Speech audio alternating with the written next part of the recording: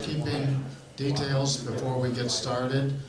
First, there's still a little bit more food left. If you haven't eaten, please do so, because I'm told we don't leave until the food's all gone, so we have to eat that all up.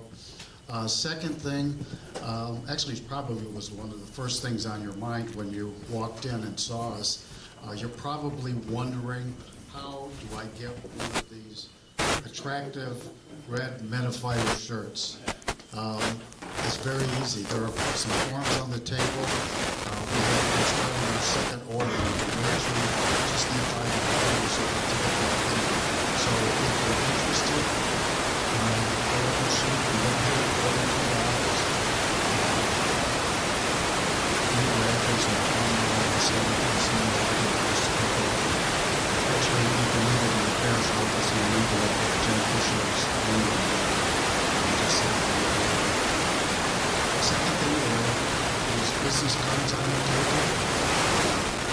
We meet with another group at, plus a lot of the guys here too. It's just a different format for a men's prayer breakfast every Wednesday morning at 6 a.m. You may have heard about it. We meet from 6 to 7. Right now we're doing a video series, Into the Breach, which is a phenomenal series. We have scaled down breakfast, but we do have food, coffee, and a lot of good fellowship. We're done by 7 because we're trying to be respectful of those that have to go to work. So we ask, again, just drop in. You don't need to belong to anything, just show up. Dan is there. Dan, anything else? Anything else on that? I think it's good to go. So, okay. I'm going to turn it over to Don for our opening prayer, and then Santiago will lead us in some music. Good morning, everyone. I'm Don Faust, in case you didn't know me. And I say it that way because I find out every time I go to church there are more people that know me than I know. And I don't understand it. But I'm glad to see all of you this morning. It's a decent turnout. We have a relatively good speaker this morning.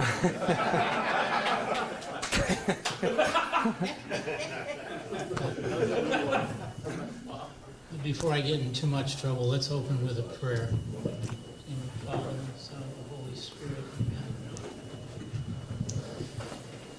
O most Holy Trinity, we call upon you to join us this morning, to fill this room with your love, to fill it with your grace and your blessings, to help us to feel your presence as we listen to the story of Saint Juan Diego. But open our hearts so that we're open-minded, we're not closed, we're here to receive your word, we're here to listen to Santiago, to get the message, to understand what Our Lady of Guadalupe is really all about. So we ask you to walk with us, guide us, and protect us, keep us all safe, protect our families, and help us to enjoy the holidays coming up. Amen. Amen. Amen. Thank you, Don. You can do your music and then I'll introduce Yes, yes, that'd be great. you. This is Santiago the musician. Don't sit back down too quickly, we're gonna sing. Luis, ¿me ayudas con una cosa, por favor? ¿Me ayudas a cambiar las pantallas? Mira, pásate aquí a mi izquierda, vamos con el cable. Pero- Nada más. Déjame pongo más cómodo para que no se... Can someone turn down maybe this first row of lights back there, Luis? No, from up here. There. I mean, we don't have to be that dark, but for now, I guess that's okay. Okay. So my battery in my guitar died, and I can't hook it up to the wall, but this is good. You guys are gonna overpower with your voice, right? You're gonna sing loudly. Here we go.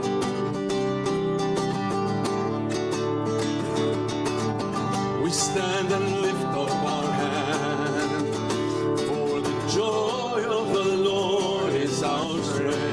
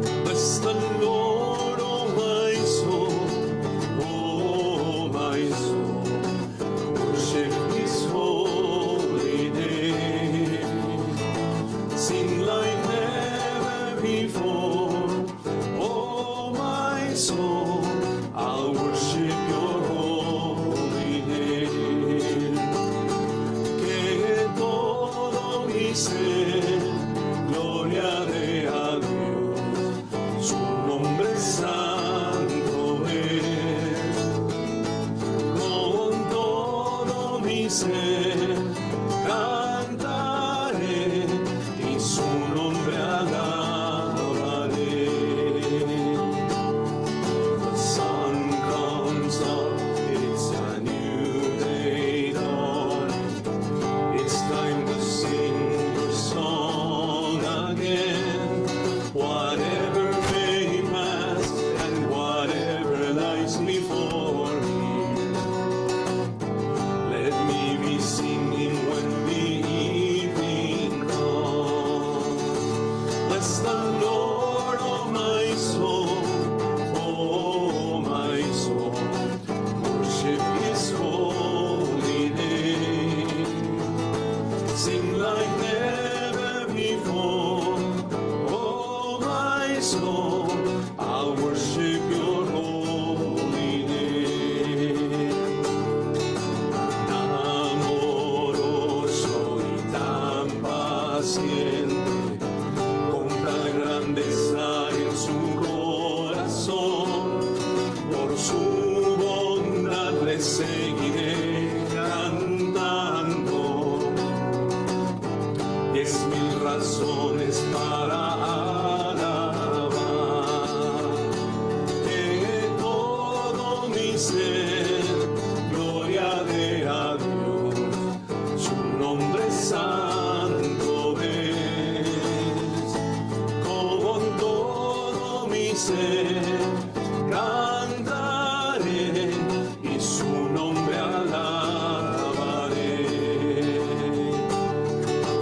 On that day when my strength is failing, the end draws near and my time has gone, still my soul will sing Your praise unending.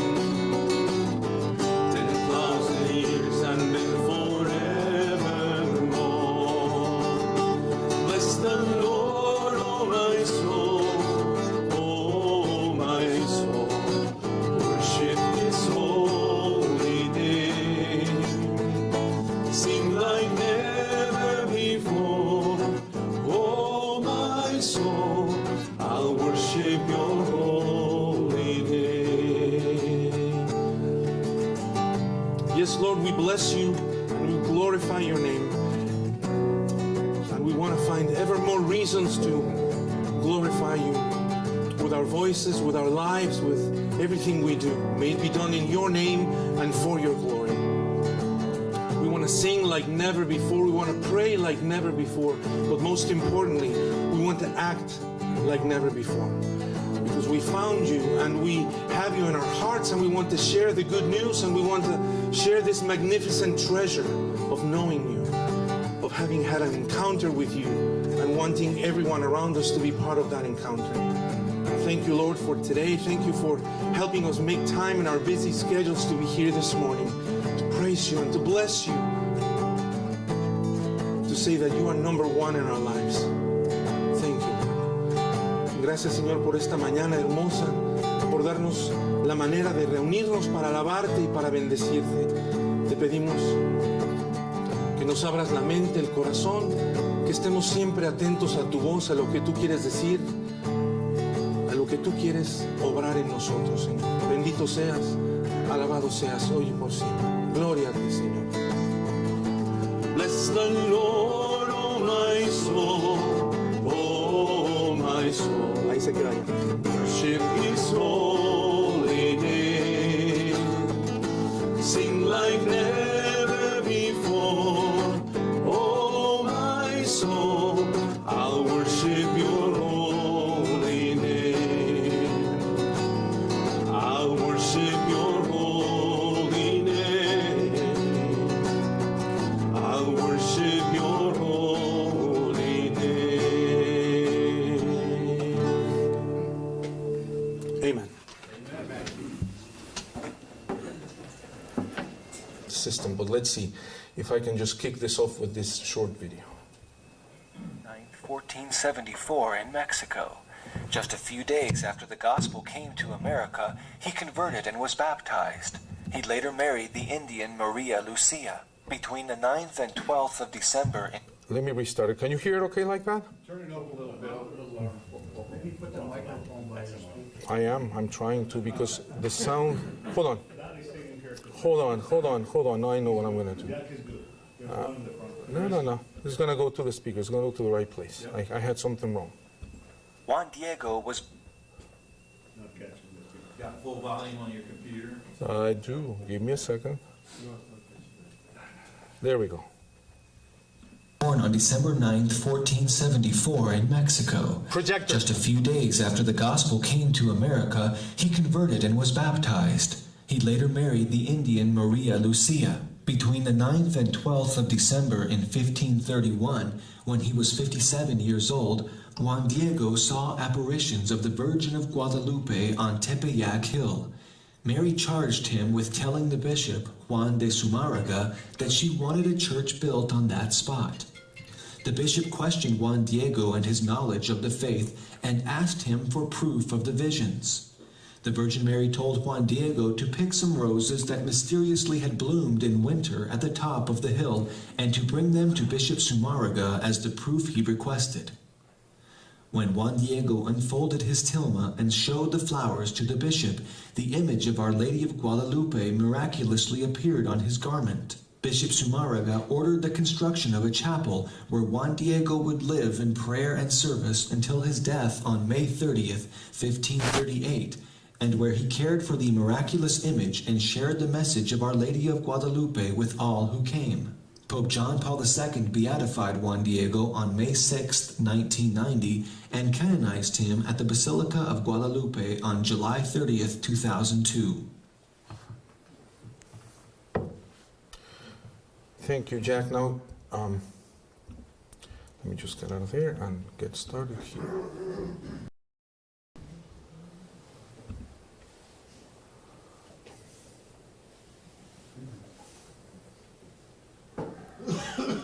Okay, so let's place ourselves here in history.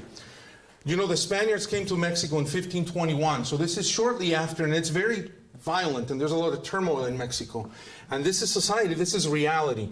You know, there was human sacrifice in the Aztec culture, so it was very bloody.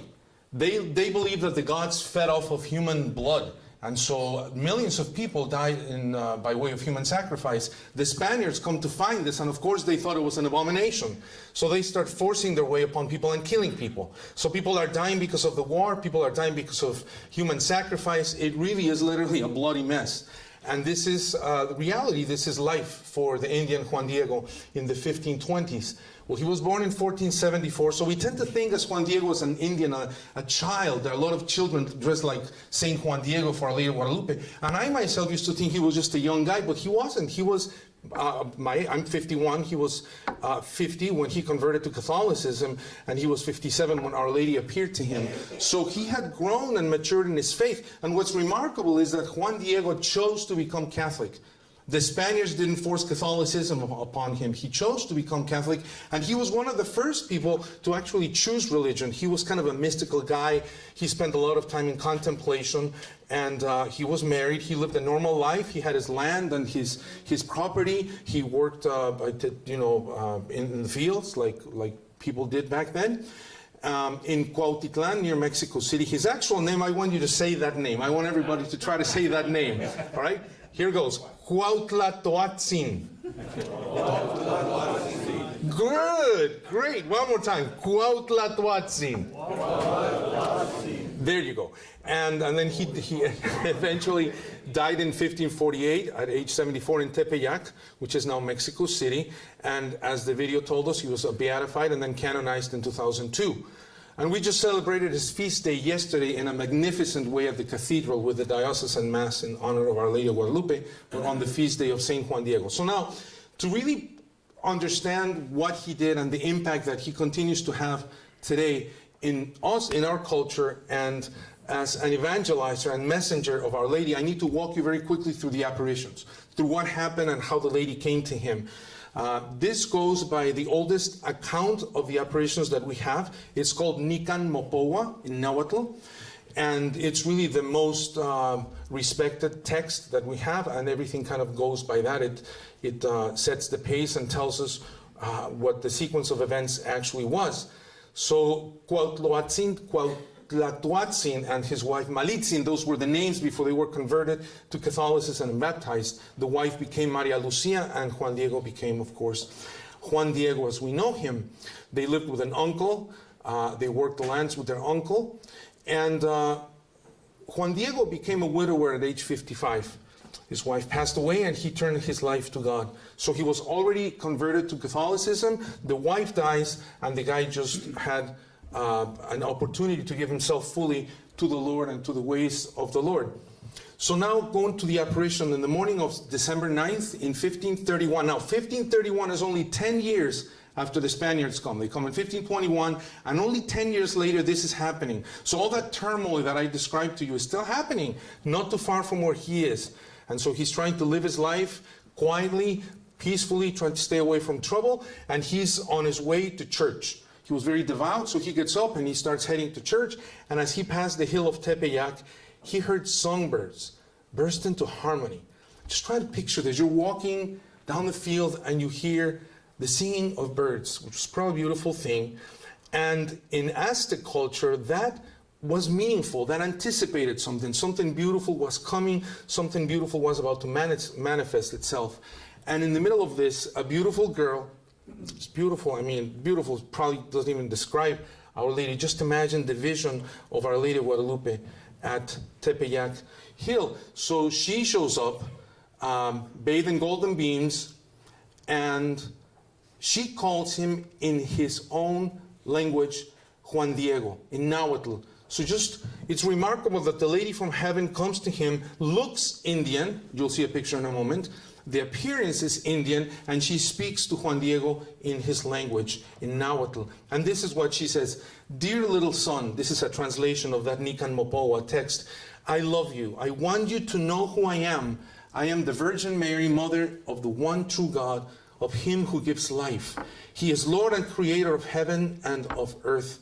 I desire that there be built a temple at this place where I want to manifest him, make him known, give him to all people through my love, my compassion, my help, and my protection." So from the beginning also, it's interesting to see that it wasn't about her. She didn't make it about herself. She said who she was, but the intention was to have the temple built for her son.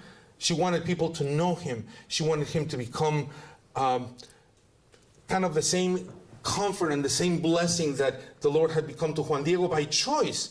So now that we're entering this stage where people are converting because they want to, not because the Spaniards are telling them to, she wanted to have an iconic temple, a place of refuge for people where they could find compassion and help and protection. She further says, "I am your merciful mother, your mother, and the mother of all who dwell in this land, and of all of mankind, of all those who love me, those who cry for me, those who seek and place their trust in me. Here I shall listen to their weeping and their sorrows. I shall take them all to my heart, and I shall cure their many sufferings, afflictions, and sorrows. So run now to Tenochtitlan and tell the Lord Bishop all that you have seen and heard." And I went through all the text because that is a translation of what the account is that she actually said to the Indian, or what we know that she said to the Indian, the closest to what we know she said. So just picture this: the Indian faces the lady in the middle of nowhere on his way to church, and not only is it an incredible sight, and he can't believe it, he can't believe what's happening, he's probably all confused and grace-filled at the same time, and then the lady says all these things, and then she says, "Just go and tell the bishop." Sure, I'll go and tell the bishop and look like an idiot, but I'll just go and tell the bishop. So this is moment number one where Juan Diego has a choice to say, well, this is nice and all, but the bishop is not going to believe this. They're going to mock me, they're going to ridicule me, they're going to, blackball me, and I kind of like my faith. I'm just starting with this. I don't want to blow it. So he goes to the bishop. He goes to the palace of the Franciscan bishop, Juan de Zumárraga, and after rude treatment, which is probably an understatement, by the servants, was granted an audience with the bishop. Now just try to picture this. This crazy guy is saying he saw the Virgin Mary up on the hill and he wants to see the bishop. And the bishop was, of course, hesitant, cordial, but hesitant, and said that he would consider the request of Our Lady, but politely invited Juan Diego to come visit again. So he's probably just saying, yeah, sure, that's very nice. Sure, come back some other time. Didn't really believe anything. So Juan Diego is now thinking, what the heck? I did what she asked me to do. I faced the bishop, and now the bishop's telling me very politely to go home. So dismayed, he goes back to the hill and finds Mary waiting for him. This is the second apparition. He asked her to send someone more suitable to deliver the message. Important to pause here for a moment. So he goes to the bishop, and the bishop says, go home. Naturally, he thinks, well, someone more important should come. Maybe someone that the bishop would listen to should come. He goes back, and he doesn't just say, send someone else, I can't do this. He says, I'm a nobody. I am a small rope, a tiny ladder, the tail end, a leaf. Really, surely you have many people that you know, dear beautiful lady, send someone else. And to me, this is the most incredible manifestation that the message goes through the simple people. This is a lesson for us. God speaks through the simple and the humble, not always through the people with most, credentials and degrees and recognition, and people, by Juan Diego's standards, who were better off than him, because the bishop would surely listen to that other person. Whoever the other messenger would be the replacement. And this is what the lady says remarkably, listen, little son. And this little son business is exactly the way that she spoke with Juan Diego. In the culture of the day, it was very common for mothers to speak to their kids like this. It was called floricanto, the type of language where the moms would be very tender, very cute. My beautiful little mini human being, precious gift from heaven, I love you. I mean, it was just very tender, very, very warm. And that's the way she spoke to him. Listen, little son, there are many I could send, but you are the one that I have chosen for this task. You who think you are a nobody, a small ladder, a leaf, all that stuff, you are the one that I've chosen. So tomorrow morning go back and tell him that it is the ever Holy Virgin Mary, Mother of God, who sends you, and repeat to him my desire for a church in this place. So just imagine what Juan Diego thought after that. It's like, I couldn't get out of it. I went and told her to get someone else. Not only did she say, no, you're the one, she said, go back to the same place where he was humiliated and mocked and pretty much kicked out. So this is the next morning, December 10th, Juan Diego called again on the bishop for the second time. And again with difficulty, he was finally granted an audience. Much difficulty, another understatement. So the guy goes away, he comes back, and just try to picture the servants. Dear Lord, here he comes again. The guy who says he wants a church, who says he spoke to the Virgin Mary. Good Lord, bishop, do you really want to see this guy? It's him again. So all of this is happening, and the bishop was surprised to see him back and told him to ask for a sign. So nobody believes him, and the bishop says, go back and tell the lady that if she means business, she needs to send us a sign, give us a sign. So he goes back and tells the Virgin, he's going back and forth. They don't believe me, you want me to go. They don't believe me, you want me to go. So he goes back, and the lady meets him again. But when Juan Diego returned home, after the third apparition, he returns home, and he finds his uncle gravely ill. So instead of going back to the hill to talk to the lady again, he stays with the uncle. This is an important thing to mention here, because even then, Juan Diego is apparently, well, evidently, just a guy filled with love and charity. So he's risking the mission. He has spoken to the Mother of God. He's not just saying, I think I can see my friend today, I'm a little busy. He's willing to make the Mother of God wait so that his uncle can be okay, because he's sick and he wants to care for him. He wants to tend to his needs. So he wakes up on that famous day, December 12th of 1531, to get a priest. And the distances were crazy. It says, the accounts say that Juan Diego walked up to 15 miles to go to church and to go get a priest. It wasn't like, let me go down the street and get a priest. It was, let me walk for 4 hours, get a priest, and come back with a priest another 4 hours. It was a huge distance that he had to walk. So he wanted to get a priest so that the uncle might receive the last blessing. Now, he had to pass Tepeyac to get to the priest, but he thought, oh no, she's going to catch me, she's going to come to me again, and I stood her up yesterday, she's going to be mad at me. So he goes around, he tries to get around Our Lady and goes to the back way. Well, guess who descended on the side of the hill to intercept him? So there she is again, and she says, least of my sons, what is the matter? What's happening? Why are you so afflicted? And of course, Juan Diego was embarrassed that he didn't go the day before, and he kind of stood her up. So he says to her, my lady, why are you up so early? What are you doing here? Forgive me. I thought I was coming the back way, and you wouldn't see me. My uncle is dying, and he wants me to find a priest for the sacraments. But it was no empty promise I made to you yesterday morning. It really wasn't, but my uncle fell ill, and I had to take care of him. He's my family. So this is really, really beautiful. The lady says, Our Lady says, my little son, do not be distressed. Do not be afraid. Am I not here who am your mother?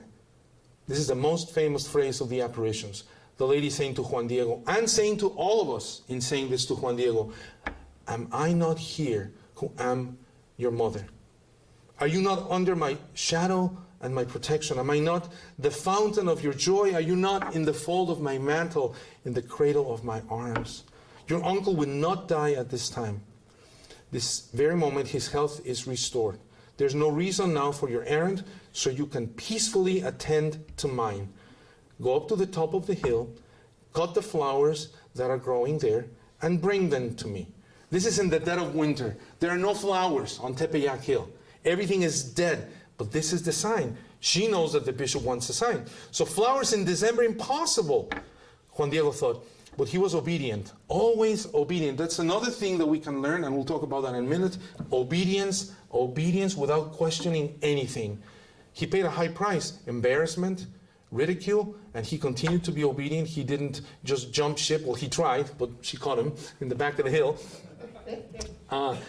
So sure enough, he went up to the hill and he found beautiful Castilian roses at the top. As he cut them, he decided the best way to protect them against the cold was to cradle them in his tilma. The tilma was the cloak, the cape that worn by the Aztecs. So he runs back to Mary, and she rearranges the roses and ties the lower corners of the tilma behind his neck so that nothing would spill, and says to him, you see, little son, this is the sign I am sending to the bishop. Tell him that now he has his sign. Tell that stubborn guy who didn't believe you the first 3 times that I said it was me and I wanted a temple. Tell him there's his sign. And he should build a temple that I desire in this place. Don't let anyone but him see what you are carrying. And remember, little son, that you are my trusted ambassador. And this time, the bishop will believe all that you will tell him. So now he goes, and just imagine the feeling of empowerment. And kind of in a mischievous way, he's probably thinking, I'm going to get the bishop now. Now I got the flowers, now he can't say that this is just, my idea, that I'm coming up with this, that this is made up. I have a sign that he is going to see. He's thinking the flowers are the sign. Everybody's thinking the roses are the sign. So he goes to the bishop, calls on the bishop for the 3rd time, and explains to the bishop all that had passed, and then Juan Diego puts up both hands and unties the corners of the cloth behind his neck, and the looped up fold of the tilma falls, and the flowers he thought were the precious sign tumbled out on the floor. The bishop rose from his chair and fell on his knees and in adoration before the tilma, as well as everyone else in the room, for on the tilma was the image of the Blessed Virgin Mary, just as described by Juan Diego, the Indian. We've heard this a million times, but really try to picture this. This is not only the bishop, this is the church. This is the church in the New World. This is the power of the church in the New World. They're carrying out a pretty intense mission of evangelization. There's violence everywhere. As I said, it's not an easy time for anyone. And in the middle of all of this, Our Lady appears looking like a Mexican, speaking the language of the Mexican people. And one of the incredible things, I have to go back to the other image for that, is that this black ribbon that she's wearing indicates that she's pregnant. So she reveals to Juan Diego as a pregnant Aztec lady. I mean, talk about enculturated evangelization. In a way that people could understand, in a way that people could perceive what was going on. So then, of course, the bishop and everybody else, they just can't believe it. They're in awe. They repent. The bishop bursts into tears. And this spreads like wildfire. This is instant. Everybody wants to know what this is about. Everybody wants to be part of it. And Juan Diego is so overtaken by this. He's so devoted to this. He doesn't even want to go back to his house on the fields. He tells the bishop, can I just stay here forever? And the bishop allows him to build a small hut, a little house by the shrine. They erected a shrine, of course, immediately as they were building the church. And Juan Diego stayed there for the rest of his days. That was another 16 years that he lived. In total, in veneration, tending to the pilgrims, praying with them. And the accounts say that whatever he asked the beautiful lady, she would grant him. So just imagine how many healings and how many wonderful things happened because he was the intercessor. I mean, she was the intercessor, but he was the one presenting the prayers. And so they tell us that just 10 years after the apparition of Our Lady to Juan Diego, and only 20 years after Christianity was introduced to the land by the Spaniards, 9 million people in Mexico had converted to Catholicism. Just imagine, just wrap your mind around that. 9 million people in just 10 years, and only 20 years after the Spaniards come with this whole new thing, this whole new way of living, whole new way of worshiping, they're trying to make it work. And what an incredible push and help by Our Lady in their cause for evangelization of the New World. Just incredible. It was the biggest conversion in the history of the church. That, by the way, is our Guadalupe here at Holy Family last year with the flowers. Beautiful as ever. So, with all of this, what can we learn from Saint Juan Diego? What does all of this means to us here and now? When he brought Our Lady's request to build a church to the bishop, he of course didn't believe him. And again, they mocked him and they ridiculed him. But despite the negative treatment, he believed. He stuck with it. And the lady's words of consolation gave him what he needed. So with courage, he carried out her directives. Now here's a lesson for us. How many times do we feel that way? I don't know that I'm doing this right. I don't know that people are going to buy into this. I don't know. I guess I'm going to try it. I'm going to give it a shot.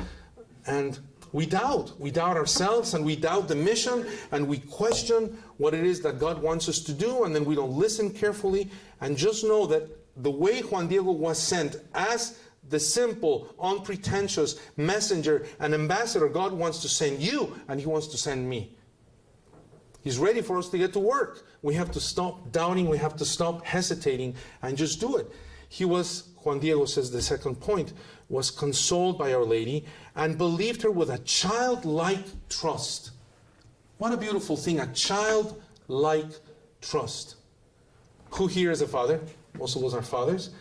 And when the kids are little, especially when they're tiny, and they look up to you and they believe everything you say and everything you do and everything you decide is the best decision in the world, and it's easy when they just kind of do what we think is best and they don't question it. Then that changes when they become teenagers. But early on, isn't the childlike trust just incredible? To be able to trust someone like that. And his action shows the power of Marian intercession and looking upon Our Lady as a mother. All that tender stuff that I mentioned to you, that's the way that we should look at Mary. We should go and pray to Mary and go, Mom, Mommy, help me. This is the need that I have. Help me, tell your son, help me out with your love and your motherly tenderness. Tend to my need. I mean, it's really kind of a two-way street. That's the way she talks to us. That's the way we should talk to her. Through Our Lady of Guadalupe, San Diego then grew in the virtues of faith, hope, and love, and then devoted his entire life to God's will. How? By sharing what happened, the story of what happened. That's what changed people. People heard about this and they wanted to be part of it. It's a powerful thing to share our testimony. Through the example, this simple example, then he bears witness to the virtue of hope. And we are in a position, brothers, to bear witness to the virtue of hope. We are here. This is a sign that we have hope, that we have faith, and that we want to share it with others. The group is growing. Hopefully it will continue to grow even more, this group, because we want more people to know what's happening here. But think about that for a minute. by sharing his testimony and his encounter with Our Lady. He also gives us a great example of evangelization. Sometimes we're intimidated by evangelization. We don't know what to say, and then we're going to go knock on someone's door. We're going to stop someone after Mass, or on the street. They're going to think we're crazy. They're going to laugh, and we get nervous, and we get intimidated. But in St. Juan Diego, we see that evangelization can be as simple as just telling a story of how the Lord impacts your life. Like if you tell people why you come to Holy Family, there are so many parishes around here. Why Holy Family? I tell people because that's where I feel the presence of the Lord. And if you come, you will feel the presence of the Lord too. Really? Well, isn't that everywhere? Well, technically, yes. But at Holy Family, you can really feel the presence of the Lord because we are a band of missionary disciples. And you can feel it and you can see it. And it really is a simple thing. We can make people want to be part of this just by being joyful, by smiling, by making people interested in this way of life that is not that complicated. We just let the Lord take over, we're joyful about it, and we come together to celebrate it. So St. Juan Diego is an example of how God chooses ordinary people to do extraordinary things. Like you and like me, we are ordinary people and we have been chosen to take the good news out into the world, to do extraordinary things. So we are sometimes hesitant to listen to this call and to heed the call. And we think someone is better than us, just like Juan Diego did. But in the end, Juan Diego's story brought so many people, millions of people, to believe in God and to believe in our Blessed Mother. Who's to say that the next Juan Diego is not sitting right here in our midst, right now? A simple person with an extraordinary mission. So in conclusion, my brothers, God counted on this simple, humble Indian to play a huge role in bringing the good news to the peoples of Mexico and of the world. As Pope John Paul very, very cleverly said a few decades ago, Our Lady of Guadalupe is the Empress of the Americas, not just the Queen of Mexico. And sometimes Mexicans get a little personal about this. It's Our Lady, it's our Mass and everything. It's don't mess with it, it's ours, it's ours. And I've been in situations where even Puerto Ricans and other people who speak Spanish, they're like, well, she's ours too. And then somebody says, no, she's not, she's ours, she's ours. So she is the Empress of the Americas. She's actually for the whole world, for everyone. Here I say, overcoming his own fear and the doubts of the Bishop Juan de Zumárraga, Saint Juan Diego cooperated with God's grace in showing his people that the good news of Jesus is for everyone. And likewise, all of us, you and I, must assume our responsibilities for passing on the good news and witnessing to it. Not only passing it on, but witnessing to it. It's kind of a commitment. It's a big commitment, isn't it? If we really believe the good news, and if we really are to go out and share the good news, then we kind of have to change our lives. We have to adjust to what we are preaching about. We can't be inconsistent. It must have taken a heck of a lot of courage for Juan Diego, a peasant, to approach the bishop, as we just learned, and to tell him all these things, and to request that the church be built. And it must have taken a whole lot of faith for Juan Diego to request and to gather the roses and to take him to the bishop as the sign that he had been asking for. So, I have two questions for you to reflect on as we bring this to a close. And I hope this is not just a huge, broad, general question that makes you go, oh. I mean, in practical and in real ways, how can you have greater courage and trust in your faith like Juan Diego did? So that when God calls you and gives you a specific task, a specific mission, you don't hesitate and you don't start thinking, gee, send someone else. I'm not good enough. Someone can do better. This guy sounds better. People listen to him. He's a leader and I'm more of a follower. Don't send me, don't send me. How can you overcome that and have the courage and trust in God and in your faith like the Indian Saint Juan Diego did? And then how can you be better at evangelizing by simply sharing your story with others? What we were just talking about in your life, with your family and your work situation and the people that you surround yourself with every day, how can you be better at telling the good news by simply sharing your story, your joy? What do we do, Dan? They just ponder on that personally, or do they talk about it for a few minutes? If we could take maybe about 10 minutes or so and discuss those at your table, just put those at your table, and then we can come back and close.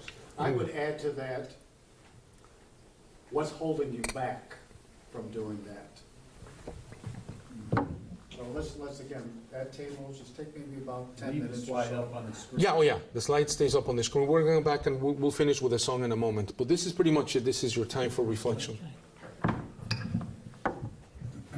We have a lay formation group here at the parish that's called OEC, and it's Outstanding Outside Evangelization Companionship. And it's about reaching out. Right now, what we're working on is reaching out to the parishioners of the parish that don't seem to attend church very much. And it's asking them to come back to church. That's part of evangelizing. It's guiding them, it's leading them. Second question. I ask you to ponder on that second question, because we need help in order to do this. We had about 12 people that were going door to door this fall to try to see 758 parishioners that don't come to church regularly. We got to about 185. We've touched their lives. Have we made a difference? We don't know yet, but that's God's job. He'll take care of it. We may never see it, but someone will. Santiago, thank you. Thank you, Don. All right, so take the next 10 minutes to talk about these questions.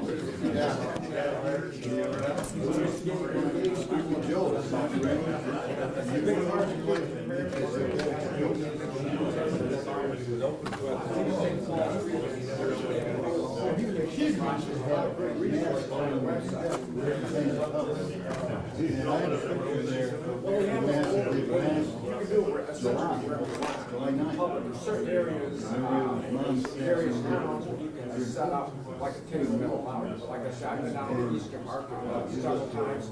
Yeah, you catch them more in the market, set up right on the corner where they're sidewalk. Be surprised, a lot of a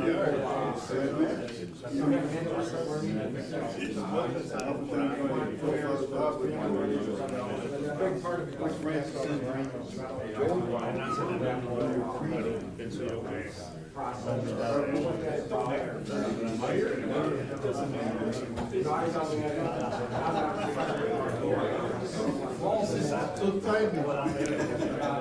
Is this all? You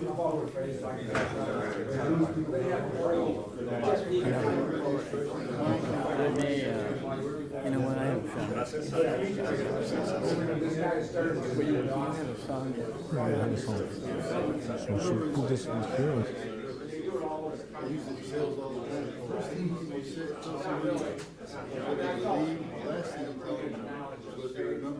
A little bit, you know, because you get used to rejection. A lot of people, the greater courage. Well, they think that you're trying to get your eyes on it. But one of the key things is, I actually have a table set up. I think it's free resources. I'm not trying to sell it.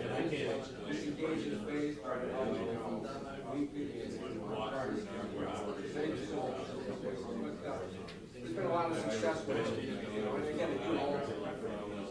I'm getting caught myself, I wanna go down with it. I am up north of Florida, I go to spring break, so, you know, and there's a lot of young folks. Of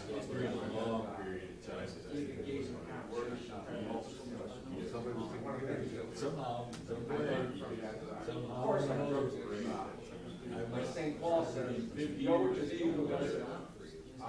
Spread the gospel. Preach the gospel. All there's various roles in different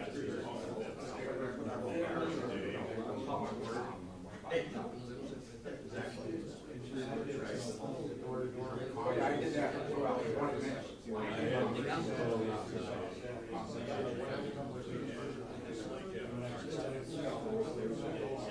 Oh, really?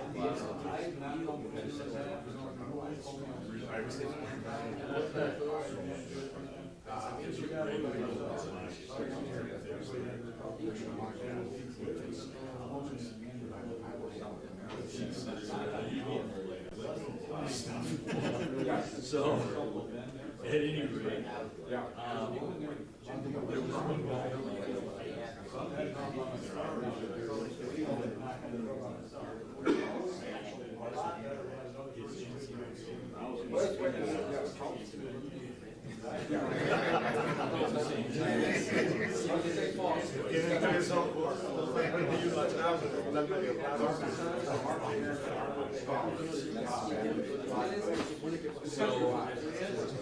All of a sudden,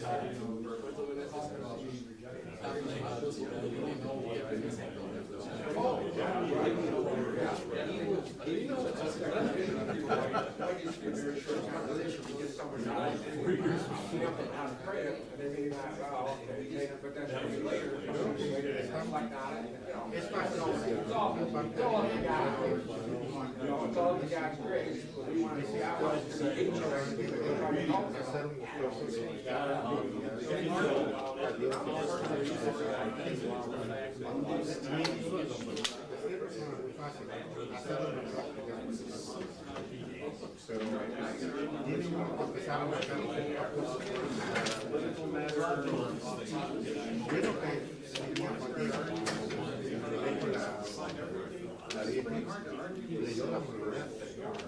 Cuando estaba fallando, estaba dando la prioridad.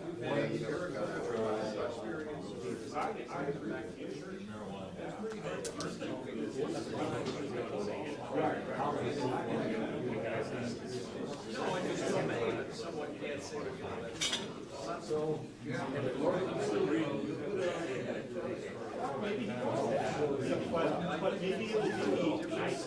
Thinking about how it's greater.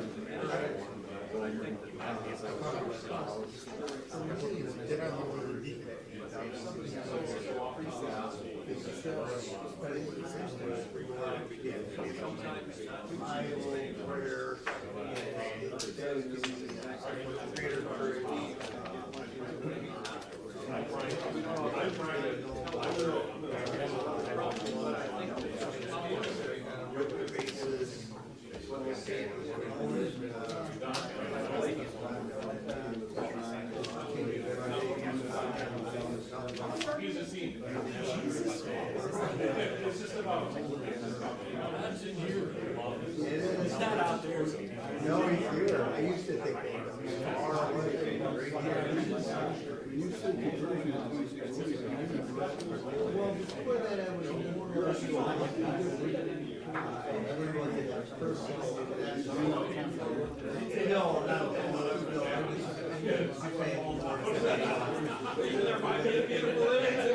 wow, I didn't even know that was there.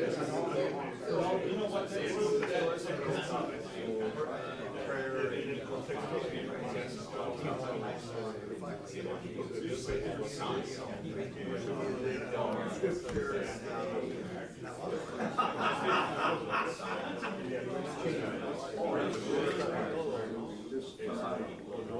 And I think, for number two, how can we evangelize and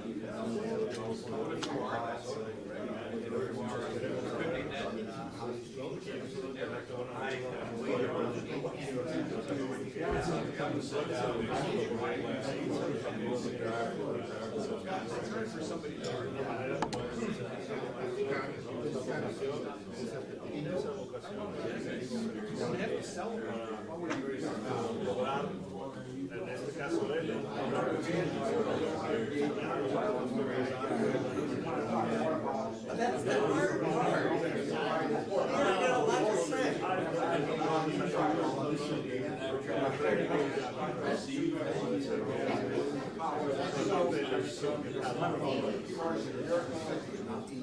Marian apparition.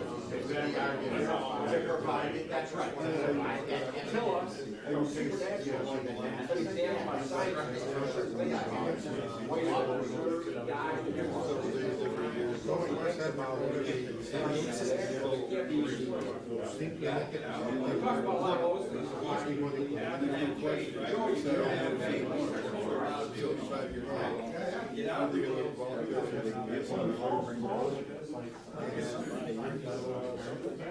It's not like you can tell them, you gotta go with me, who's going. I'm going, you wanna join me? Even the guys who do the worst fights, sitting next to the church. We all look out something together.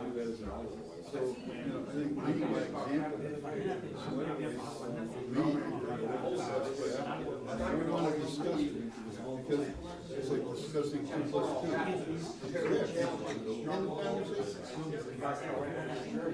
I like how you live it.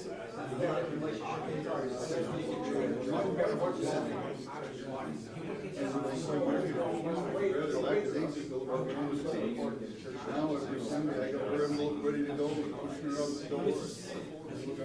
She encouraged me to come today. She read this thing, and she was at the like the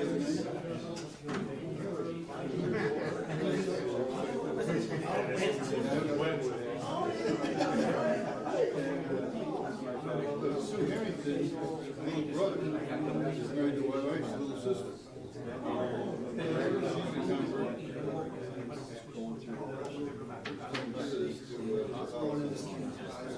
And Sue and I always had a favor because of this.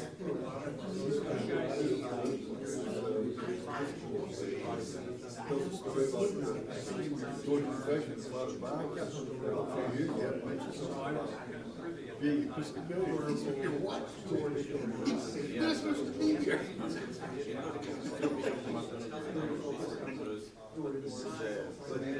I forgave him.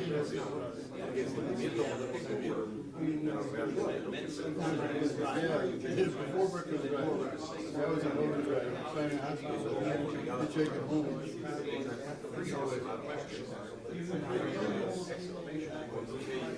Oh, no, like that. Next Wednesday night, I will be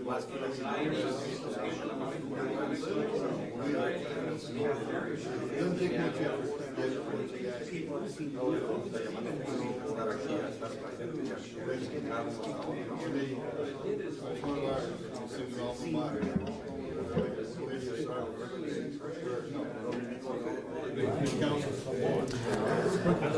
Okay, brothers, it's time to bring the discussion to a close.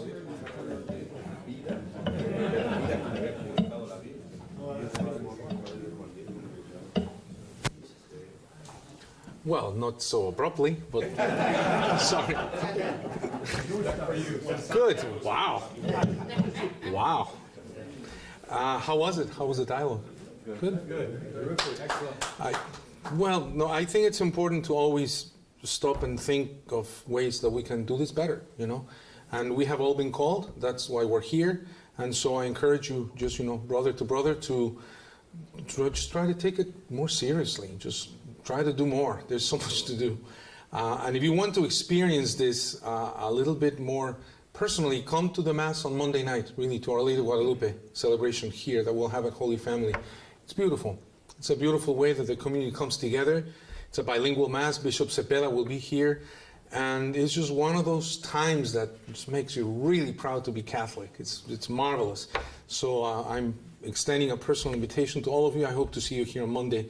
But do we have anything else? Any other announcements before we sing, Dan?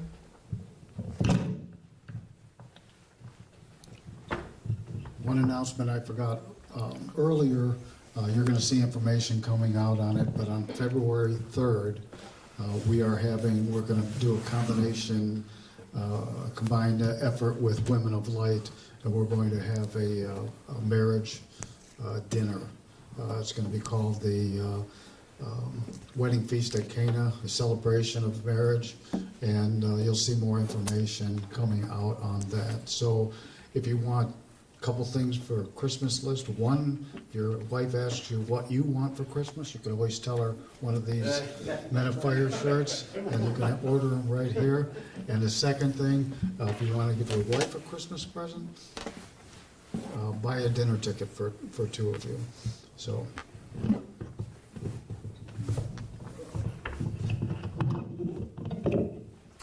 Great, thank you for that. Well, thanks for the opportunity to do this morning. I've really enjoyed it. Thank you very much. It's great. I was a little nervous all week, to be honest with you. I told my wife, when I'm on the road, I can do this, and then I get on a plane and go home. But here, I'm not going anywhere. I see all of you at Mass every Sunday.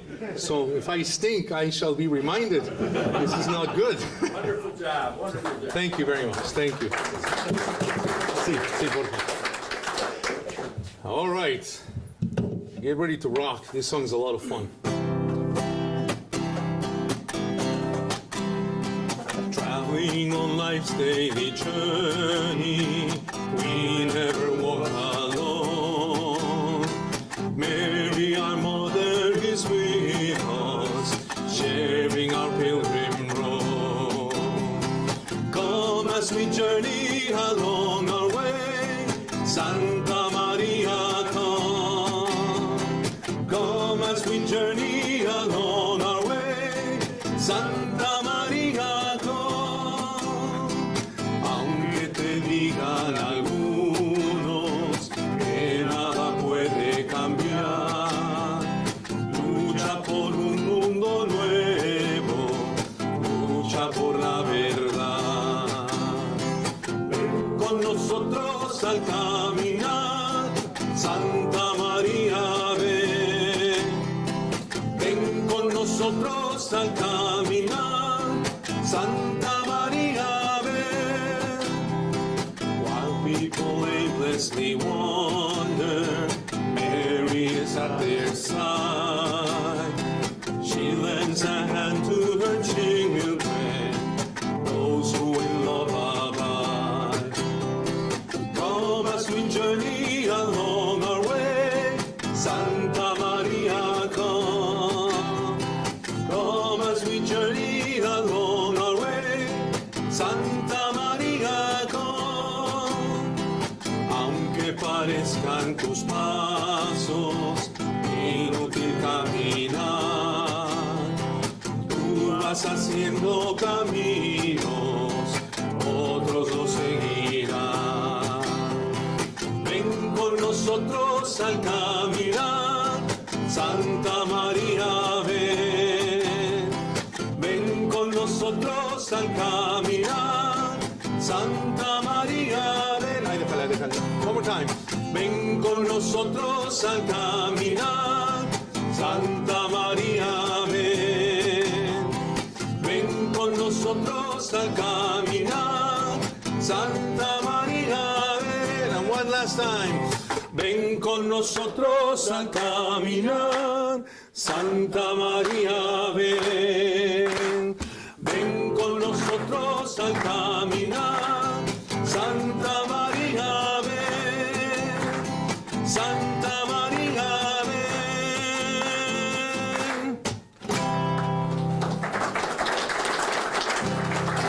Thank you. Here's a enculturation moment.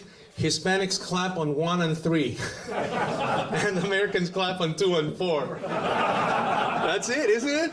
So we start, and people are like, "What? They're doing it backwards," and the other group is going, "Huh? ¿Qué?" That's not it. Sorry.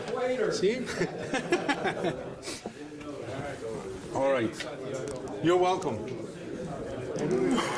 Santiago, thank you. Thank you for being real. As you're leaving, if you take care of your cups, if you have any liquid in the cups, do not put them in the